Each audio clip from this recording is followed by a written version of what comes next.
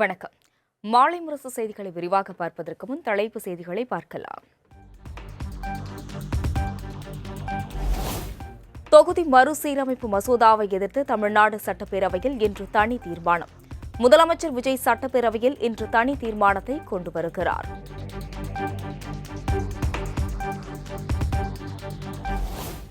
தமிழ்நாட்டில் எம்எல்ஏக்கள் தொகுதி நிதியை ஒதுக்கி தமிழக அரசு உத்தரவு. 234 சட்டமன்ற தொகுதிக்கும் ஆண்டொன்றுக்கு 3.54 கோடி வீதம் 828.36 கோடி ஒதுக்கீடு.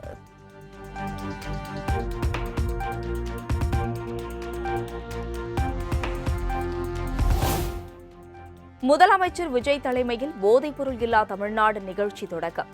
தமிழ்நாட்டை போதைப்பொருள் இல்லாத மாநிலமாக உருவாக்கும் நோக்கில் நடைபெற்ற நிகழ்ச்சியில் மாணவர்கள் உறுதிமொழி ஏற்பு. போதை பழக்கத்திற்கு ஆளாகாமல் தடுத்து அவர்களுக்கு அறிவுரைகள் வழங்குவேன். போதை பழக்கத்திற்கு உள்ளானவர்களை மீட்டெடுத்து அவர்களை நல்வழிப்படுத்த எனது பங்களிப்பை முழுமையாக தருவேன்.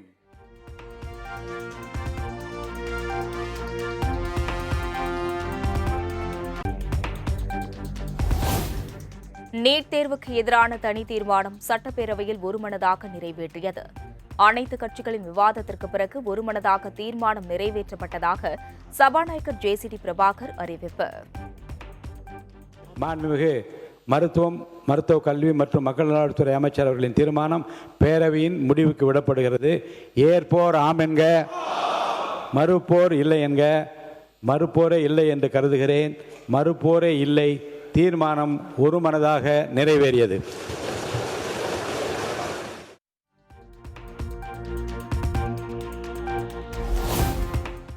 மத்திய அரசு கொண்டு வந்த நீட் தேர்வை முதலில் எதிர்த்தது திமுக என திமுக எம்எல்ஏ முத்துராஜா பேரவையில் பேச்சு. நீட் தேர்வை முழுமையாக ரத்து செய்ய வேண்டும் என்பதே திமுகவின் நிலைப்பாடு என அரசின் தனி தீர்மானத்தை ஆதரித்து பேச்சு.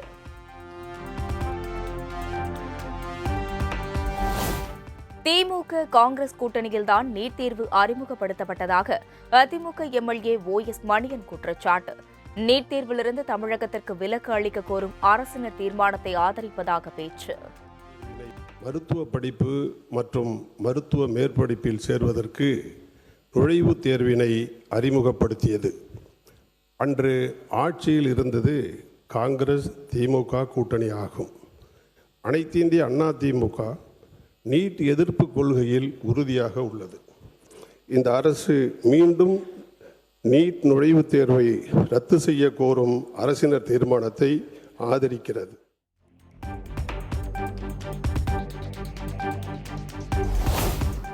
நீட் ஒழிப்புதான் நிரந்தர தீர்வு என்பது தாவேக அரசின் நிலைப்பாடு என அமைச்சர் ராஜ்மோகன் திட்டவட்டம். கல்வியை மாநில பட்டியலுக்கு கொண்டுவர வேண்டும் என்பதில் உறுதியாக உள்ளதாகவும் பேட்டி. நீட்டும் அதே தாங்க, ரொம்ப தெளிவாக சொல்கிறோம். நீட் ஒழிப்பே நிரந்தர தீர்வு. கல்வியை மாநில பட்டியலுக்கு மாற்றுவதே நிரந்தர தீர்வு. மாணவர்கள் மக்கள் மன்றத்தில் போராடுறாங்க. எங்கள் மாண்புமிகு முதல்வர் தலைமையிலான அரசு சட்டமன்றத்திலும் போராடும். இந்த மக்கள் மன்றத்திலையும் சட்டமன்றத்திலும் நடைபெறுகிற இந்த நீட்டு போராட்டம் நீதிமன்றத்திலையும் நடைபெறும். நிச்சயமாக நீட் முற்றுமுழுதான ஒழிப்பை நிரந்தர தீர்வு.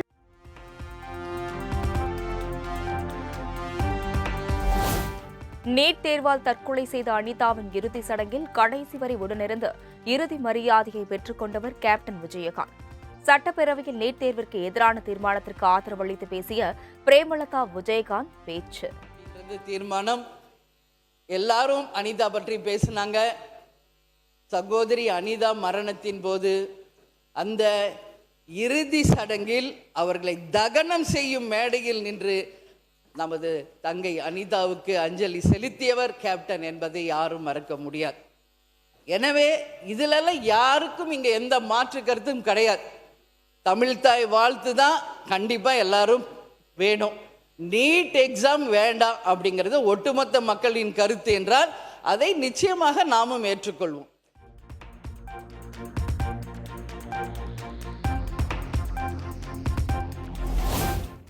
இந்தியாவின் தேசிய பாதுகாப்பு, இறையாண்மை, பொது ஒழுங்கிற்கு பாதிப்பு ஏற்படுத்தும் வெளிநாட்டு பங்களிப்பு ஒழுங்குமுறை சட்ட மசோதாவை மத்திய அரசு திரும்பப் பெற வேண்டும். FCRA மசோதாவால் சிறுபான்மை அமைப்பு உள்ளிட்ட சமூக நல அமைப்புகளுக்கு பாதிப்பு ஏற்படும் என தீர்மானம் கொண்டு வந்து அமைச்சர் ராஜ்மோகன் பேச்சு. எந்த ஒரு திருத்த மசோதாவும் இயற்கை நீதி, விகிதாச்சாரம், சொத்துரிமை பாதுகாப்பு, நியாயமான எதிர்பார்ப்பு மற்றும் கூட்டாட்சி தத்துவம் ஆகியவற்றை உறுதி செய்ய வேண்டும்.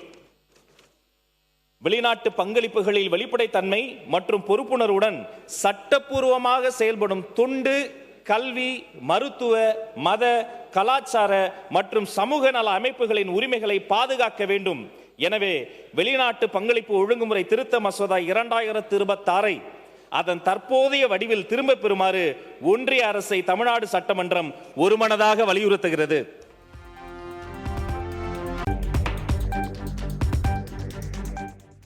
பட்ஜெட் மீதான விவாதத்தில் OPS செங்கோட்டையன் இடையே காரசார விவாதம். சட்டப்பேரவையில் ஜெயலலிதா, ஸ்டாலின் புகைப்படம் வைத்தது தொடர்பாக இருவரும் வார்த்தை மோதல். பரிணாம வளர்ச்சியாக இன்றைக்கு வீட்டிருக்கின்ற கடந்த 5 ஆண்டு காலம் தமிழகத்தின் உரிமைகளை என்னாலும் நான் விட்டுக் கொடுக்க மாட்டேன் என்ற ஆட்சியிலும் கட்சியிலும் தொடர்ந்து போராடி கொண்டிருக்கின்ற முன்னாள் முதலமைச்சர், கழக தலைவர் அவர்களுக்கு நான் நன்றி சொல்வதற்காகத்தான் என்னுடைய இந்த இதயத்தில் இருக்கின்ற பாயிண்டில் இந்த படத்தை வைத்திருக்கிறேன் என்பதை நான் தெரிவித்துக் கொள்ள கடமைப்பட்டிருக்கிறேன். இதெல்லாம் தவறு அதை யதார்த்தமாக எடுத்துக்கொண்டு நீங்களும் சொன்னீர்கள், அவர்களும் சொன்னார்கள். அதோடு அந்த பிரச்சனை முடிந்து விட்டது. உட்காருங்க. ஆமாம், என்னை பொறுத்தவரையிலும் உங்கள் படத்தை பற்றி நான் பேசவில்லை. நீங்கள் பேசியிருப்பதான் கொச்சையாக இருக்கிறது. நான் ஒன்று சொல்ல வேண்டும் என்று சொன்னால், படத்தை வைத்துக்கொண்டு ஏமாற்றாதீர்கள் என்று சொல்வது வேடிக்கையாக இருக்கிறது. நீங்கள் இல்லை வேடிக்கையாக இருக்கிறது. இல்லை நீங்கள் கேட்கணும், இருங்க. இல்லை அதை சொல்ல எப்படி இருக்க முடியும்? நான் எங்கே ஏமாத்துறேன், அப்புறம் அவர் ஏமாத்துறேன் நடத்துமா?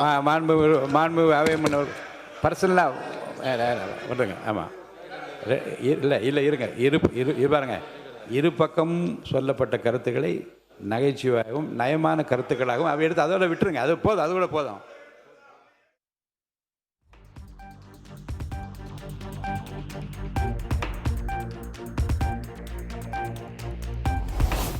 தாவேக்கு அரசு அளித்த வாக்குறுதியை நிறைவேற்றும் வகையில் பயிர்க்கடனை முழுமையாக தள்ளுபடி செய்ய வேண்டும். வறட்சியால் தவிக்கும் விவசாயிகளை பாதுகாக்கும் வகையில் சிறு குறு விவசாயிகளின் கடனை தள்ளுபடி செய்ய வேண்டும் எனவும் எடப்பாடி பழனிசாமி வலியுறுத்தல். கொடுக்கப்பட்ட தேர்தல் வாக்குறுதி அடிப்படையில் சிறு குறு விவசாயிகளுக்கு முழு கடன் தள்ளுபடி செய்யுங்க. பெரு விவசாயிகளுக்கும் முழு கடன் தள்ளுபடி செய்யுங்க. ஏன்னா வறட்சியால் விவசாயிகளுக்கு போதிய வருமானம் இல்லை. வருமானம் இருந்தால் தான் தொடக்க வேளாண் கூட்டுக்கடன் சங்கத்தில் வாங்கிய பயிர்க்கடன் திருப்பி செலுத்த முடியும். ஆகவே அவருடைய கஷ்டத்தை புரிந்து இந்த அரசு கடனை முழுவதும் தள்ளுபடி செய்யப்பட வேண்டும்.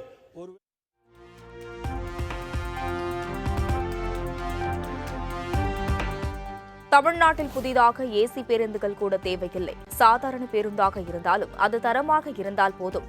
அதையாவது சரிவர இயக்குமாறு எடப்பாடி பழனிசாமி கோரிக்கை. தமிழகத்தில் பல்வேறு பகுதிகளில் அரசு பேருந்து பழுதடைந்தும் மழை நேரங்களில் ஒழுகும்படியாகவும் உள்ளதாக குற்றச்சாட்டு. இன்றைக்கு பல பேருந்துகள் டயர் கலந்து போகும் பண்டிலும் இடையிடையே பழுதாண்டு நிற்கின்றது. மற்றும் மழைக்காலத்தில் ஒழுகின்ற பேருந்து தான் அதிகமாக இருக்குது. ஏசி பஸ் தேவையில்லை, சாதாரண பஸ் மாற்றி கொடுத்தாவே மக்கள் பாராட்டுவாங்க. ஆனால் நீங்கள் வெறும் 1000 பேருந்து தான் முதல் வருஷம் சொல்லிக்கிறீங்க. இந்த ஆண்டு முடிஞ்சு போச்சு, இன்னும் 4 ஆண்டு தான் இருக்குது. 4 ஆண்டுகள் எத்தனை 1000 பேருந்து வாங்க போகிறீங்க? இது இயலாத காரியம். ஒவ்வொரு ஆண்டும் ஒரு குறிப்பிட்ட நிதி ஒதுக்கி ஒரு குறிப்பிட்ட அளவு ஏற்கனவே கண்டமான பஸ்கள் எல்லாம் எடுக்கப்பட்டு விட்டு புதிய பேருந்துகளை இயக்க வேண்டும் என்று தான் என்னுடைய கோரிக்கை.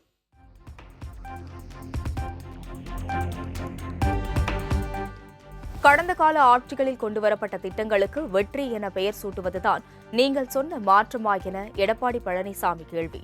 தாவேக்கு ஆட்சி பொறுப்பேற்ற 3 மாதத்தில் 20,000 கோடி கடன் வாங்கியதாகவும் இதே நிலை நீடித்தால் 5 ஆண்டு முடிவில் 20 லட்சம் கோடியை எட்டும் என்றும் விமர்சனம். ஆனால் இன்று 3 மாதத்திலே 20,000 கோடி நீங்கள் ஆட்சி பொறுப்பேற்று 3 மாதத்திலே 20,000 கோடிக்கு மேல் கடன் பெறப்பட்டு அதில் 17,000 கோடி வருவாய் செலவினத்திற்கு மட்டுமே செலவு செய்தீர்கள். இதே நிலை தொடர்ந்தால் கடந்த 5 ஆண்டு காலம் உங்களுடைய ஆட்சி நீடித்தால் 10 லட்சம் கோடி கடலிலிருந்து 20 லட்சம் கோடியாக உயர்த்தி விடுகிறேன் என்பது சந்தேகமில்லை. அனைத்து இந்திய அண்ணா திராவிட முன்னேற்ற கழக ஆட்சியில் செயல்படுத்தப்பட்ட திட்டங்களுக்கு இந்த நிதிநிலை அறிக்கையில் பெயரை மாற்றி வெற்றி வெற்றி என சேர்த்துள்ளீர்கள்.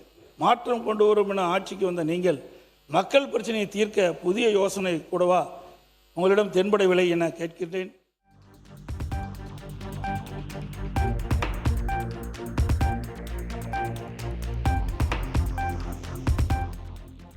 தமிழக சட்டப்பேரவையில் நீட் தேர்வை ரத்து செய்வது மற்றும் FCRA ஆகியவற்றிற்கு எதிராக பாஜக நீங்களாக அனைத்துக் கட்சி சார்பிலும் தீர்மானங்கள் நிறைவேற்றப்பட்டதற்கு கமல்ஹாசன் MP வரவேற்பு. தமிழ்நாட்டின் நலனுக்காக இந்த ஒற்றுமை போக்கு என்றும் தொடர வேண்டும் என்றும் வாழ்த்து.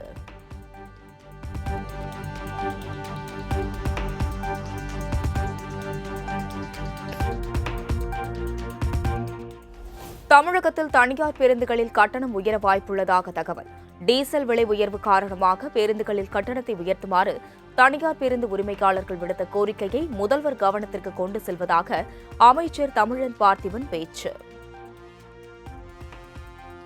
தனியார் பேருந்தில் அதிக கட்டணம் வசூலிப்பதாக தெரிவிச்சிருந்தாரு. நானும் செய்தித்தாள்களை அறிந்தேன். அறிந்த உடனேயே துறை சார்ந்த அதிகாரிகளை கடுமையான அப்படி கட்டணம் வசூலிக்கப்படும் பேருந்துகளை கண்டறிந்து கடுமையான நடவடிக்கை எடுத்து அபராதம் விதிக்க வேண்டும் என்று தெரிவித்துள்ளேன். பேருந்து உரிமையாளர்கள் என்னை நேரில் வந்து சந்தித்து டீசல் விலை அதிகம் இருப்பதனால் எனக்கு வெளியேற்றம் செய்து தருமாறு என அதே வேலை பழைய விலையெல்லாம் இன்னும் அந்த பேருந்துகளை இயக்கிக் கொண்டிருக்கிறார்கள். அவர்கள் கோரிக்கை வைத்தார்கள். அதையும் மாண்புமிகு தமிழக முதலமைச்சர் அவர்களின் கவனத்திற்கு கொண்டு சென்று அதிகாரிகளுடன் கலந்து ஆலோசித்து கூறுகிறேன் என்று தெரிவித்திருக்கிறேன் என்பது உங்கள் வாயிலாக தெரிவித்துக் கொள்கிறேன்.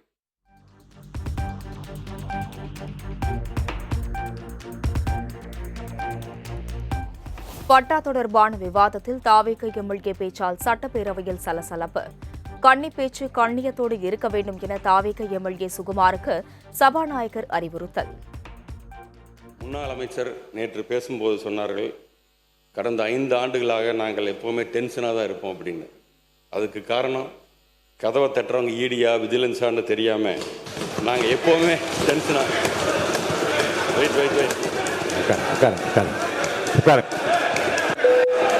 இது எனது முதல் பேச்சு.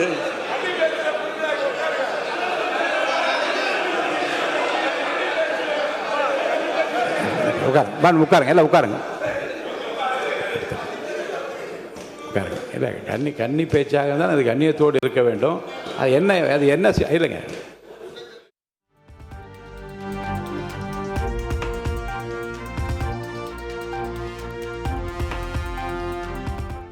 வரும் 13ஆம் தேதி முதல் சட்டப்பேரவையில் 10 நிமிடங்கள் தான் சட்டமன்ற உறுப்பினர்கள் பேச வேண்டும். MLAக்கள் 10 நிமிடங்களுக்கு மேல் பேரவையில் பேசினால் மைக் அணைக்கப்படும் என சபாநாயகர் JCD பிரபாகர் எச்சரிக்கை. திங்கட்கிழமை முதல் 17ஆம் தேதி கூடுகிற போது உறுதியாக உறுப்பினர்கள் பேசுகிற 10 நிமிடத்திற்குள்ளாக மட்டும்தான் நான் அனுமதிப்பேன். 10 நிமிடத்திற்கு பிறகு அடுத்த உறுப்பினர் அழைத்து விடுவேன். அதுக்காக யாரும் சங்கடப்படக்கூடாது. அது அனைத்து கட்சியை சேர்ந்த தலைவர்கள் அதுக்கு ஒத்துழைப்பு தர வேண்டும்.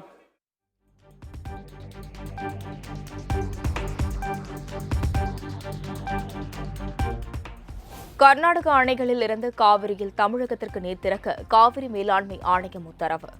அடுத்த 15 நாட்களுக்கு தினமும் 1 TMC வீதம் நீர் திறக்க வேண்டும் என ஆணை.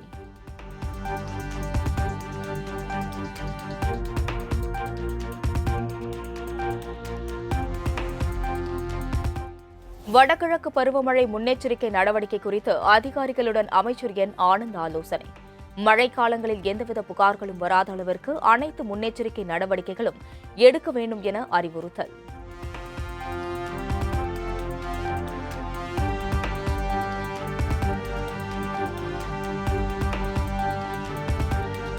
கடந்த 2024 ரயிலில் 4 கோடி பணம் கைப்பற்றிய வழக்கில் பாஜக மாநில தலைவர் நயினார் நாகேந்திரன் உள்ளிட்டோர் மீது இன்று நடைபெறவிருந்த குற்றச்சாட்டு பதிவு நிறுத்தி வைப்பு. மனுவிற்கு விரிவாக பதிலளிக்க காவல்துறை கால அவகாசம் கோரிய நிலையில் நிறுத்தி வைத்து சென்னை உயர்நீதிமன்றம் ஆணை.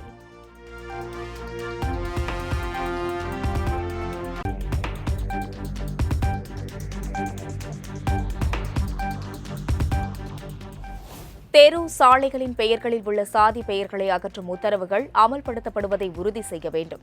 தமிழ்நாடு அரசுக்கு சென்னை உயர்நீதிமன்றம் உத்தரவு.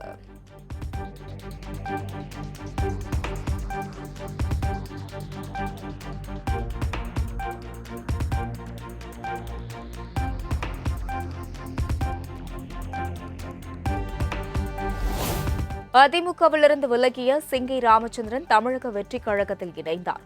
சென்னையில் முதலமைச்சரும் தாவேக தலைவருமான விஜய் முன்னிலையில் தன்னை அக்கட்சியில் இணைத்துக் கொண்டார்.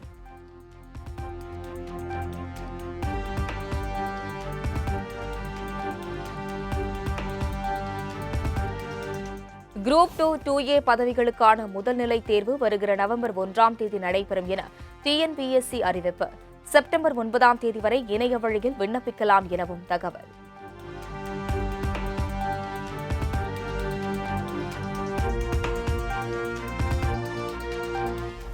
சென்னையில் எழும்பூர், புதுப்பேட்டை, வடபழனி, விருகம்பாக்கம், வளசரவாக்கம், KK நகர், MGR நகர் பகுதிகளில் கொட்டி தீர்த்த கனமழை. வெப்பம் தணிந்து குளிர்ச்சியான சூழல் நிலவுவதால் பொதுமக்கள் மகிழ்ச்சி.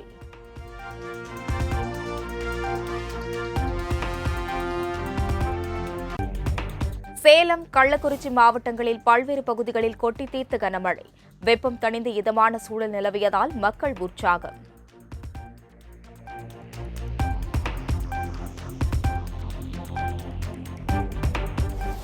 சதுரகிரி மலைப்பகுதியில் மீண்டும் காட்டுத்தீ எரிவதால் புதன்கிழமை ஆடி அமாவாசையை முன்னிட்டு சதுரகிரி கோவிலுக்கு செல்வதற்கு மாவட்ட நிர்வாகம் தடை. ஏற்கனவே காட்டுத்தீ கட்டுக்குள் கொண்டுவரப்பட்டதைத் தொடர்ந்து புதன் மற்றும் வியாழக்கிழமை சதுரகிரி கோவிலுக்கு செல்ல அனுமதிக்கப்பட்டிருந்த நிலையில் தீ மீண்டும் பரவ துவங்கியுள்ளதால் தற்போது தடை விதிப்பு.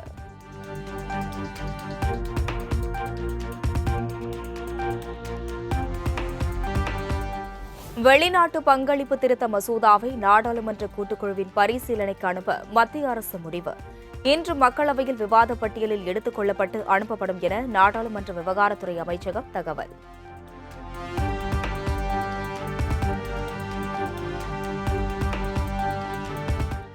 இந்திய நாட்டின் 80வது சுதந்திர தினத்தை கொண்டாடும் வகையில் அனைவரும் தங்கள் வீடுகளில் சுதந்திர கொடியை ஏற்றுங்கள்.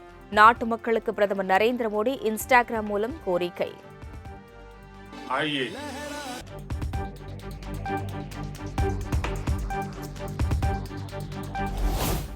தென்பெண்ணை ஆற்று நீர் பங்கீட்டு விவகாரத்தில் புதிய தீர்ப்பாயம் அமைக்க தமிழக அரசு மீண்டும் வலியுறுத்தல். உச்சநீதிமன்ற நீதிபதி தலைமையில் தீர்ப்பாயம் அமைக்க உச்சநீதிமன்றத்தில் தமிழக அரசு பிரமாண பத்திரம் தாக்கல்.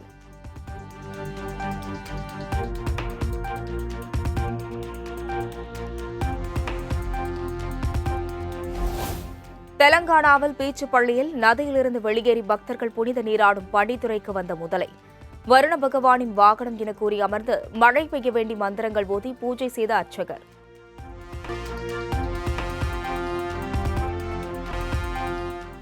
திருப்பதி ஏழுமலையான் கோவிலில் அலைமோதும் பக்தர்கள் கூட்டம். இலவச தரிசனத்தில் சுமார் 18 மணி நேரம் காத்திருந்து ஏழுமலையானை தரிசித்த பக்தர்கள்.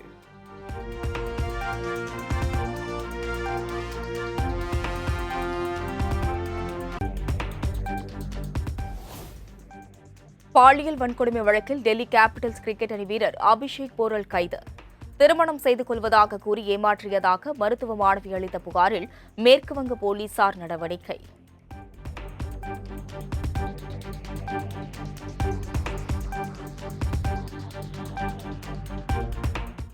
இந்தியா இலங்கை அணிகளுக்கு இடையே வரும் 15ஆம் தேதி முதல் தொடங்கவுள்ள டெஸ்ட் தொடர். முதல் டெஸ்டிலிருந்து காயம் காரணமாக இலங்கை வீரர்கள் பதும், நிஷங்கா மற்றும் குசல் மெண்டிஸ் விலகல் என தகவல்.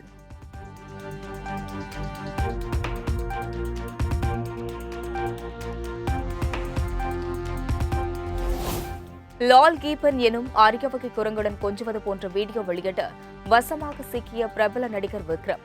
அயல்நாட்டு உயிரினங்களை வைத்திருந்ததாக விக்ரமின் மகள் வீட்டு உறவினர்கள் மீது வனத்துறையினர் விசாரணை. கட்டா குஸ்தி 2ற்கு பிறகு அருண் ராஜா காமராஜ் இயக்கத்தில் விஷ்ணு விஷால் நடிக்க இருந்த புதிய படம் கைவிடப்படுவதாக அறிவிப்பு. கருத்து வேறுபாடு, பட்ஜெட் குறித்த சிக்கலால் இந்த முடிவு என விஷ்ணு விஷால் முக்கிய அறிக்கை வெளியீடு.